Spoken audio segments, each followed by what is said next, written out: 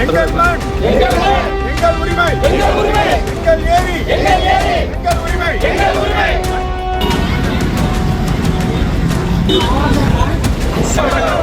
ரத்து செய், குவாரி அனுமதி ரத்து செய்.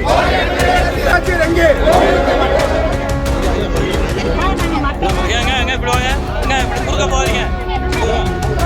கடந்த 15 தினங்களுக்கு மேல எங்க கிராம ஊராட்சியில் அமைக்கப்பட்ட மணல் குவாரி எடுக்கணும்னு சொல்லி பல்வேறு வாட்டி நாங்கள் பேச்சுவார்த்தைக்கு முன் வந்தோம்.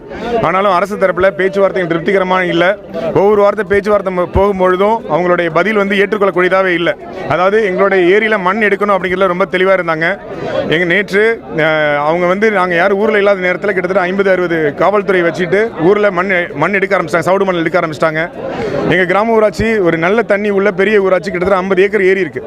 இந்த ஏரியில் மண் எடுக்கிற பட்சத்தில் எங்கள் ஊரோட நிலத்தடி நீர் ஒவ்வொரு நீராக மாறும். அப்படிங்கிறதுனால மண் எடுக்கக்கூடாது, குவாரி அமைக்கக்கூடாது அப்படின்னு சொல்லி கோரிக்கை வச்சுருக்கோம். அது இல்லாமல் இப்போ அந்த கையில் வச்சுருக்க தண்ணி பார்த்தீங்கன்னா நேற்று எங்களோட ஊரில் வெறும் 3 அடி ஆழத்தில் அவங்க எடுத்த தண்ணி, அந்த இடத்துல ஊறின தண்ணி கடல் நீருக்கு நிகரான உப்பாக இருக்குது. கிட்டத்தட்ட 10,000 டிடிஎஸ்க்கு மேலே இந்த தண்ணி இருக்குது. கடல் நீரை போல் இந்த தண்ணி இருக்குது.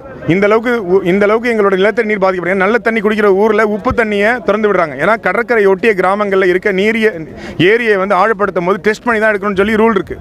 அது இல்லாமல் ஊரக வளர்ச்சித்துறையின் கீழே இருக்க ஒரு ஏரியை குடிமராமத்து பணியில் மட்டும் தான் தூர்வாரணும் இருக்குது. அதை தாண்டி குவாரி அனுமதி கொடுத்து இப்போ மண் எடுக்க முயற்சியில் மேற்கொண்டிருக்காங்க.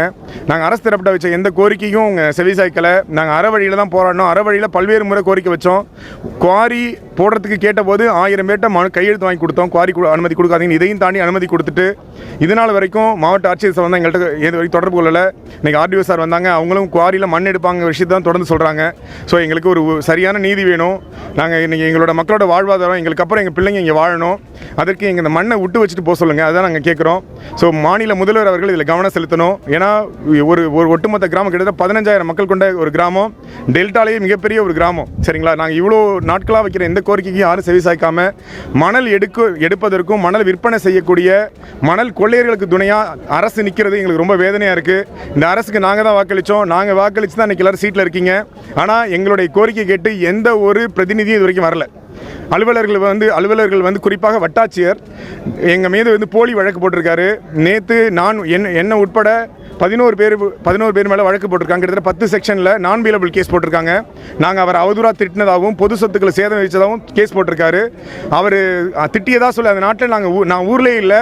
நாங்கள் யாருமே எந்த விதமான ஒரு அறவழி தவிர எந்த விஷயத்தையும் செய்யலை. ஆனால் எங்களை ஐது செய்யணும்னு சொல்லி நேற்று திருடர்களை அரெஸ்ட் பண்ணுற மாதிரி எங்கள் வீடுகளை பூந்து எங்கள் கிராம ஊராட்சியில் இருக்க அப்பாவிகள் என் தம்பி உட்பட 4 பேரை கைது பண்ணியிருக்காங்க.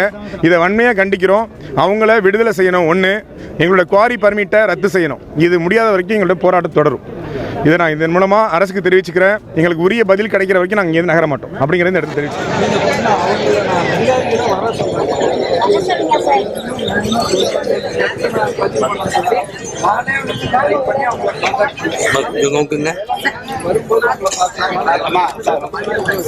சுனாமி